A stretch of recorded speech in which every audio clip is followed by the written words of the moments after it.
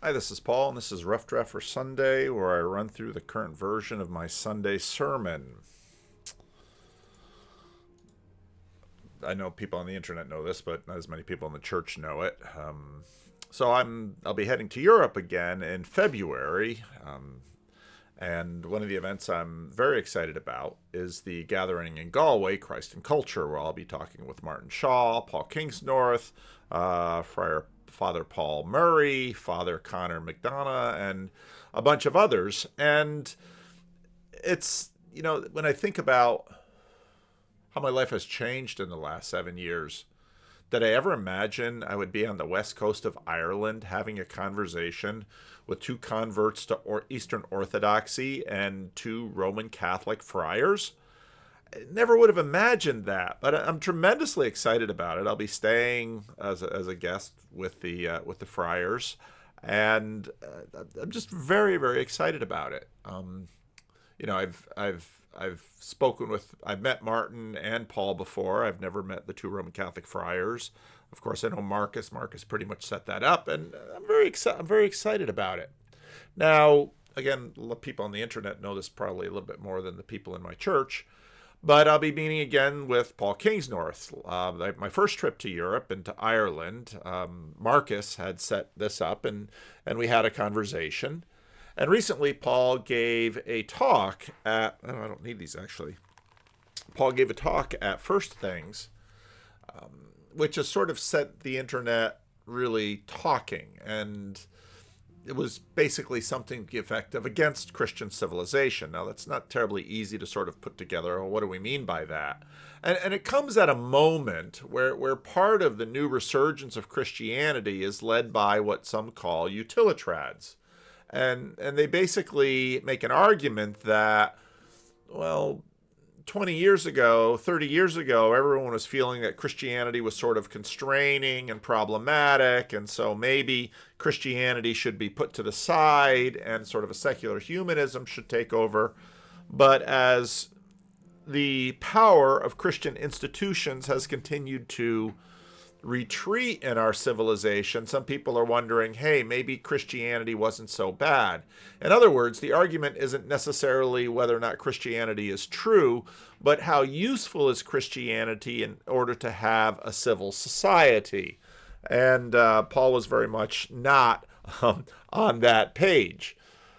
Now, Aaron Renn, who wrote a very interesting book about life in a negative world, has talked about, again, sort of the retreat of Christian influence, the influence of Christian institutions in our society. He had an article where he said Donald Trump is the president for post-Christian America.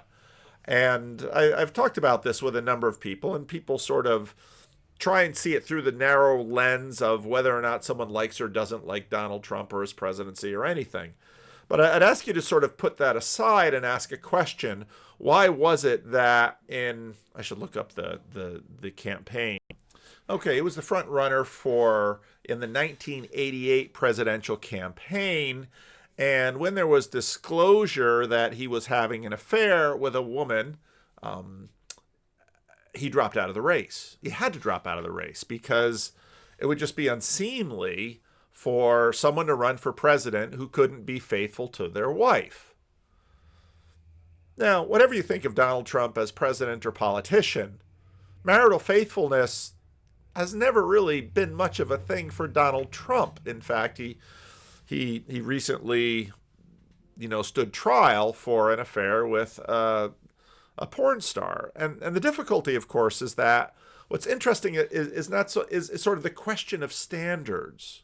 Where why in 1988 would it be unthinkable for one of the major parties to have a politician who had an extramarital affair and it was known? Now, presidents have had lots of extramarital affairs in history.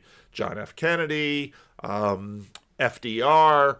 But the country sort of had a different standard about it. And those standards have changed. And so it leads one to say, well, what exactly is the standard and where do our standards come from? Is this a decline of Christian civilization? Is it a good thing that we know about the president's mistresses, or is it a bad thing? or maybe we shouldn't elect people who can't be faithful to their spouses. Now this whole thing has caused a rather remarkable change in public conversations with respect to Christianity. Some of the old new atheists, are basically asking this question in public, that, maybe instead of faith being a mind virus or a version of mental illness, it's actually a necessary part of free and civil society. That's sort of the utilitarian argument. Now Paul Kingsnorth isn't having anything of it. He is saying, no, you shouldn't be a Christian because it sort of helps society. The reason to be a Christian is because you believe it and it's true and it's the right thing to do. Now, Paul himself is a convert. He has a very interesting story. He was raised, pretty much secular. Church of England was just sort of around. But then he had a career as a writer and known for an environmentalist. And he tried Wicca and a variety of other neo-pagan religions, but eventually he became an Orthodox Christian and worships at a Romanian Orthodox monastery not too far from his farm in Ireland. And in fact, when I traveled to Ireland, he invited me to attend worship at his church, and I fully intend to do so. I'm really looking forward to it. I've personally never been to an Eastern Orthodox worship service, but his conversion sort of caused a stir because he was sort of imagined as a radical, and he had a public name for certain things, and then suddenly to become a Christian, everybody imagined that the whole sweep was away from Christianity, and here now people that you would never have imagined becoming Christians are, and not just sort of fuzzy Christians or perennials who make fond noises about Christianity, but in some ways really crunchy Christians, part of a very traditional and conservative denomination. And so we were doing some emailing back and forth, preparing for this, and he said, yeah, I know my speech caused a lot of stir, but really as a Christian, I'm just sort of, publicly of course, but just trying to sort out how should we live in this technological world as a Christian.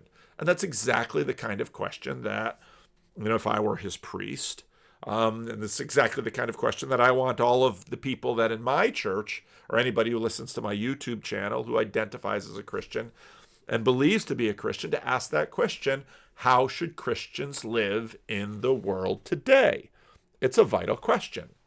It's not a new question. In fact, one of the things that, being a little older that I am now, is that there are echoes today of a lot of what I saw happening sort of in the 70s and 80s. Francis Schaeffer, of course, wrote a book, How Should We Then Live? And Francis Schaeffer was going through a lot of the same kinds of questions and issues that people are today, even though, again, in a rather different cultural setting. As I said before, someone who had in his third marriage, commonly known affairs with all kinds of women would not be considered a suitable candidate for president for either political party. And now it's just sort of like, does it matter? And Dallas Willard, wrote a really fine book. Dallas Willard started this movement where they were bringing in a lot of Roman Catholic and Orthodox spiritual practices into Protestant Christians. Dallas Willard, who was raised a Baptist, taught at philosophy at USC. When he writes his book, The Divine Conspiracy, basically asking this question: what does the Sermon on the Mount mean? How should Christians live today?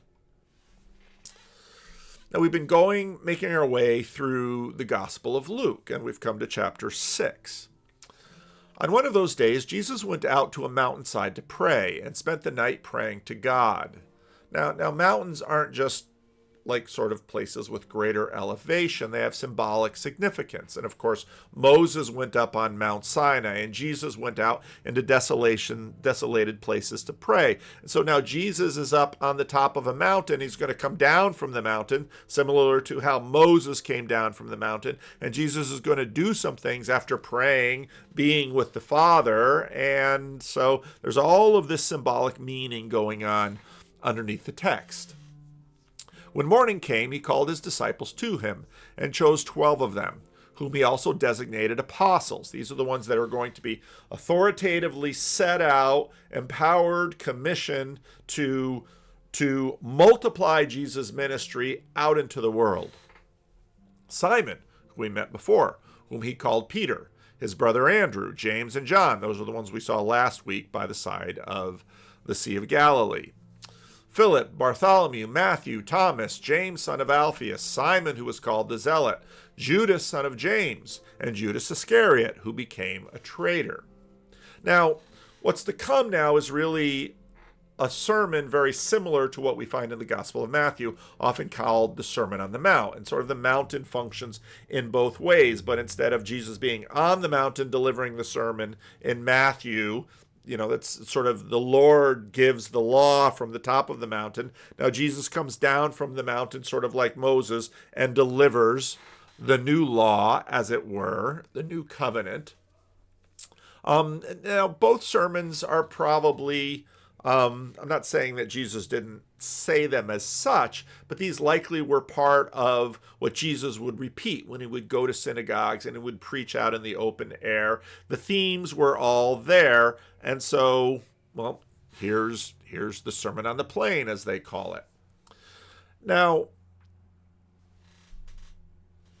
he went down with them. So the disciples meet him. And again, if you read the book of Exodus, the elders go up and meet Moses on the mountain and have this vision of God. And they come down and they're supposed to, of course, lead the people together with Moses. And so you have sort of a recapitulation of that whole thing. So they went down and stood on a level place. So now they're among the people.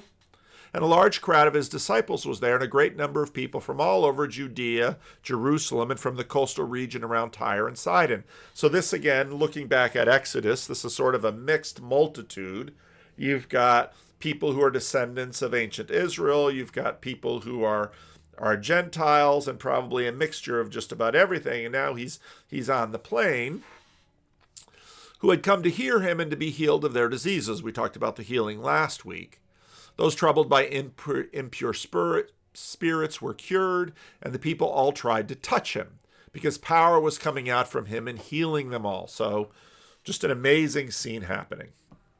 Now, it's interesting, too, the details matter. Looking at his disciples, this is what he tells his disciples with the crowd overhearing. And it said a large number of disciples. Well, what did that mean? Well, the 12 are sort of authorized, elevated, and of course the number 12 is not incidental. It's, again, a recapitulation of the 12 tribes of Israel. Now Jesus has the 12 apostles as sort of new sons of Jacob, new sons of Israel. And he looks at his disciples and he says, "Blessed are you who are poor, for yours is the kingdom of God. Blessed are you who hunger now, for you will be satisfied. Blessed are you who weep now, for you will laugh. Blessed are you when people hate you, when they exclude you and insult you and reject your name as evil because of the Son of Man." And again, he's used that title, Son of Man, to refer to himself. "Rejoice in that day and leap for joy, because great is your reward in heaven, for that is how their ancestors treated the prophets." So again, he's taking his disciples and he's sort of saying, you, my disciples, are like prophets to Israel, like the prophets were of old to the kings. And you'll see that in the book of Acts, when it's a very important thing that the Apostle Paul will appear before kings at the end of the book of Acts. Now, some of you will recognize this and say, well, this sounds like what's in Matthew on the Sermon on the Mount. These are Beatitudes.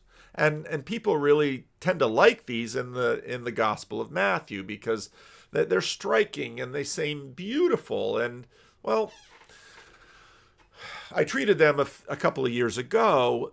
Their beauty is partially because they're unexpected. Now, Beatitudes are a fairly well-known literary device that you can find in the Old Testament, especially in the book of Psalms and of Proverbs.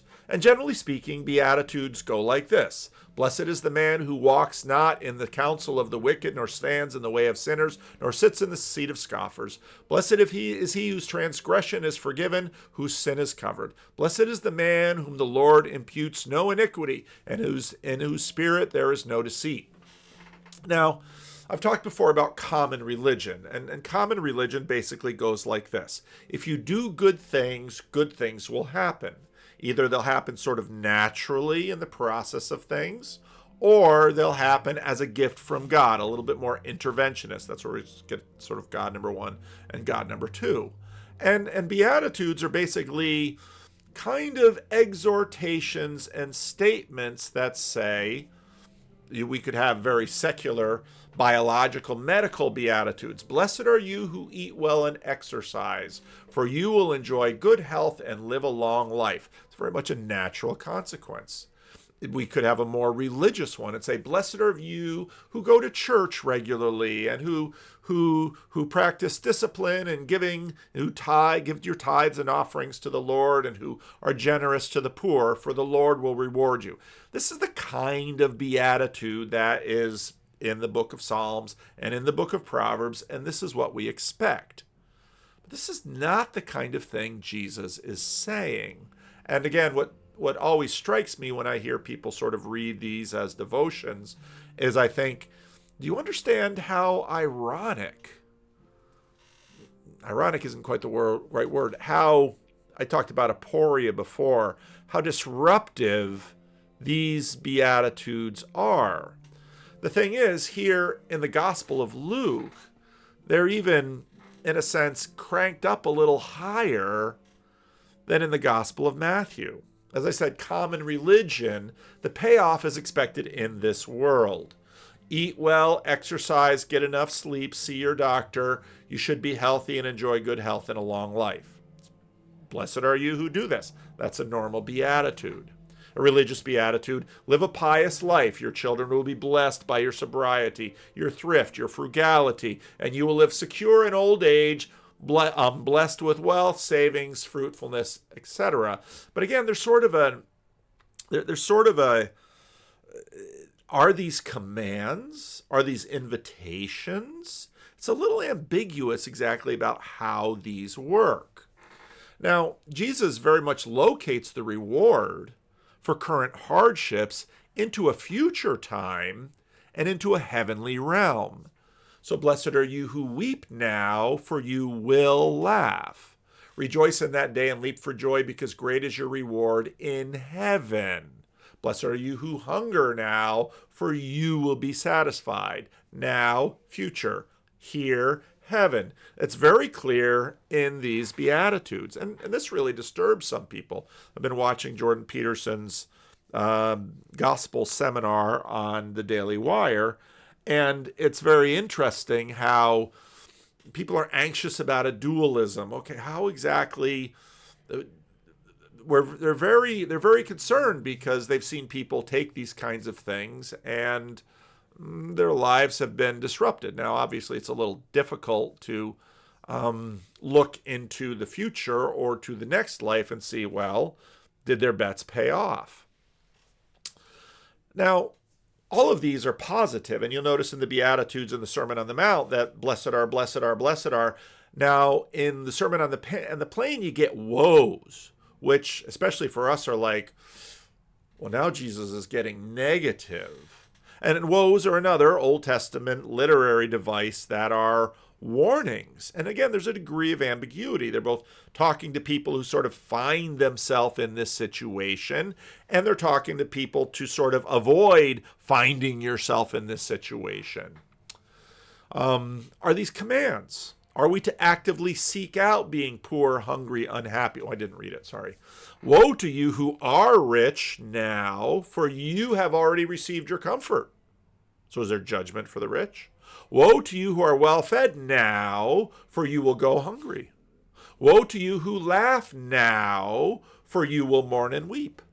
Woe to you when everybody speaks well of you, for that is how their ancestors treated the false prophet. So in other words, disciples who are this way will be like prophets in Israel that God rewarded.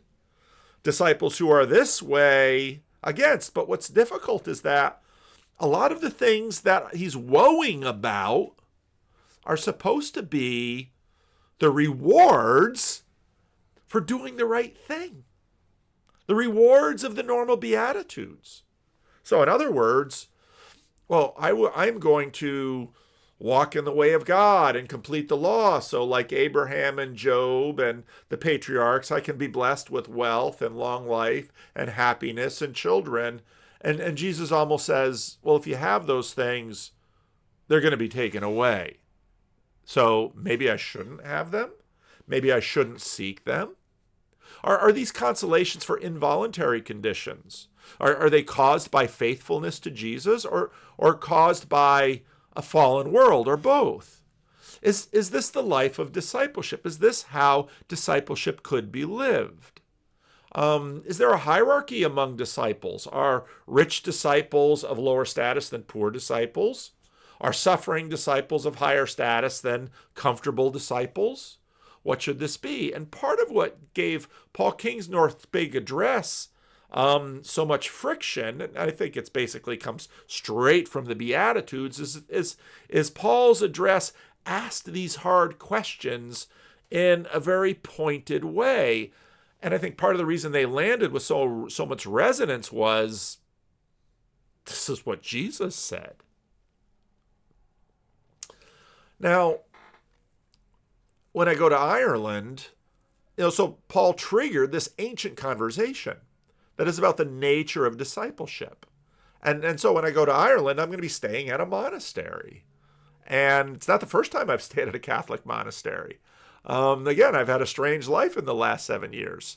The words of Jesus triggered, later in Christian development, like the 3rd century, an entire movement of asceticism that began. And they wanted to obey Jesus. And they basically said, well, if there's a hierarchy, poor saints are better saints than wealthy saints. Suffering saints are better saints than comfortable saints. And so Paul Kingsnorth, who has been a successful writer, I'm not saying he's a wealthy man by any means, but he has sufficient food, he has a good career, he gets invited to go and speak and give prestigious lectures. And, like many Christians, he feels the pinch, and he asks the question, should I feel that pinch? What am I to do with the Sermon on the Plain and the Sermon on the Mount? Now, a lot of people who sort of cheer for different tribes within Christianity might say, yay, to non-Protestants, because we didn't throw away the monasteries. But I'd say, wait a minute. There's some big ironies in the monastic movement. Part of the reason that the Reformation pushed so hard against it, that among common poor people in Europe at the time, there was a sense that the monasteries were wealthy, and they were. Century after century after century, people with a lot of money, hearing Jesus, thought, I'd better get rid of some of this money. Now, it happened in the modern realm with Carnegie, who gave so much of his money to libraries. You find these Carnegie libraries and foundations, they get near to death. And he's like, I better get rid of this money because, how did I get it? And I don't want to be rich when I go up to Peter. He might send me away. So I'll give all the money away. And where do they give the monies away? But the monasteries. And so what started out as, St. Anthony going into a cave, well, everybody is really impressed by that. And just like, news about one guy who really did it, he must be a real disciple compared to all those wobbly ones. And I want to be a real disciple too. So I'm going to get in the cave next door, and I'm going to get in the cave next door. And the wealthy people getting anxious about their death, or they start giving money to these poor monasteries, and suddenly the monasteries are building big buildings and putting on gold. And now all the monks might have vows of poverty, but the monastery itself, and you see this going through monastic movements again and again. So you see monastic movements grow wealthy, and then a new monastic movement starts and say, oh, no, those monastic movements are wealthy. We're really going to be poor, and we're going to be poorer than them. And this went on for about 1,200 years in Christian history. And, to sort of understand it, there's this great portion in the movie Forrest Gump where, after sort of the fallout with Jenny, Forrest starts running because, Forrest liked to run. And, kind of in the the strangeness of the movie, Forrest Gump sort of starts the jogging fad of the 1970s. And, who is this mysterious jogger, and why is he doing this, and what is he doing? And of course, in Forrest Gump, he's just running. And then when he stops, the whole crowd behind him is waiting for a word on high. And of course, the shtick of the movie is there's nothing there. Forrest has no great word on high. And so the irony of leaving it all behind is that what actually leaving it all behind leaves behind it is Christian civilization. Now, the monk who sort of ended it all is, of course, Martin Luther, who was an Augustinian monk. He was, had this experience in the woods, was scared to death, afraid for his soul. Save me, St. Anne, decides to stop his legal training and get a theological training and become a monk. And he couldn't seem to sacrifice enough, he felt, to get rid of his sins, driving his confessor crazy.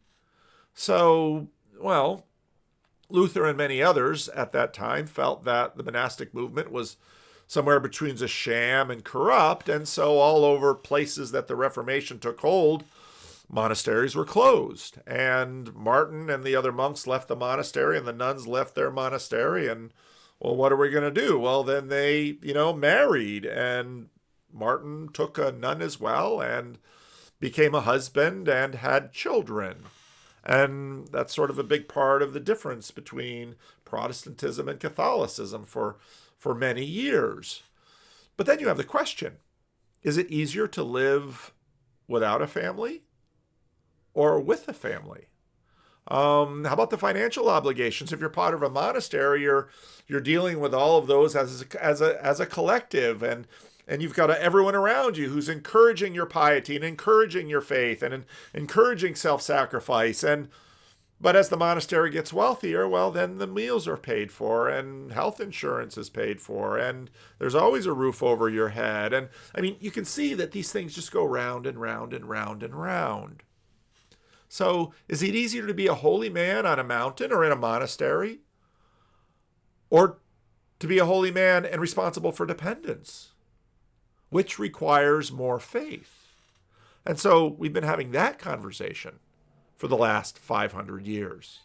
And we've gotten to the point that as a culture, the same dynamics are still there. Now, often it's, let's say, people with saffron robes from Buddhists that in our culture walking around and everyone's like, oh, wow, look at that. Well, the priests and the nuns, those have other different stories in Western civilization. But a Buddhist monk, they're really committed to poverty, but they don't have the Sermon on the Mount. Post-Protestant secularists are a little mystified at the anomaly of asceticism, especially if it isn't Christian. And most post-Christians, the more post-Christian we get, the more attractive Christian asceticism is as an option for people who are looking for the real deal. And so I think, again, as we get increasingly post-Christian, more and more people are going to look at nuns and Roman Catholic friars or Orthodox monastics in the way that many of them looked sort of as foreign missionaries from Protestant churches. They're the real Christians because they're going out into the foreign mission field, or they're becoming a pastor and they're going to live in poverty. And you can see that what the Sermon on the Mount does is it changes the entire conversation from common religion that said, well, if you're wealthy, you're certainly favored by God, and if you're poor, you must be despised by God. Jesus changes that whole thing around in our religious moral framework. But Paul Kingsnorth's question and Francis Schaeffer's question lingers out there. Well, how do we live? What's the best way to live? And it's sort of an ironic outcome of affluence. Only those who have can give it all away. How about those who don't have in the first place? Many went into the monastic orders in order to escape poverty, partly because, at least if you join the monastery, you've got a community that's going to care for you in your old age. So,